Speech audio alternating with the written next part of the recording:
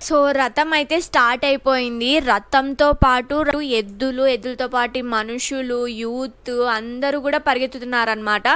ఎద్దులు ఎంత ఈక్వల్గా పరిగెత్తుతున్నాయో పర్సన్స్ అదే మనుషులు కూడా అంతే స్పీడ్గా పరిగెత్తుతున్నారనమాట.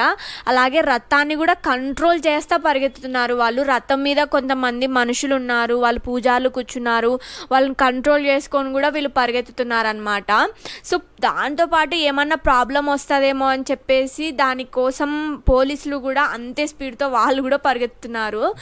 సో ఇంకో విషయం ఏంటంటే అంటే ఈ ఈవెంట్ని కూడా ఆడవాళ్ళు చూడాలని అనుకుంటారు కదా. సో అందుకని వెనకాల ట్రాక్టర్లలో ఆడవాళ్ళు, వాళ్ళ ఊరి వాళ్ళు, చిన్నపిల్లలు అందరూ కూడా వెనకాల ట్రాక్టర్లు అయితే వస్తున్నారన్నమాట.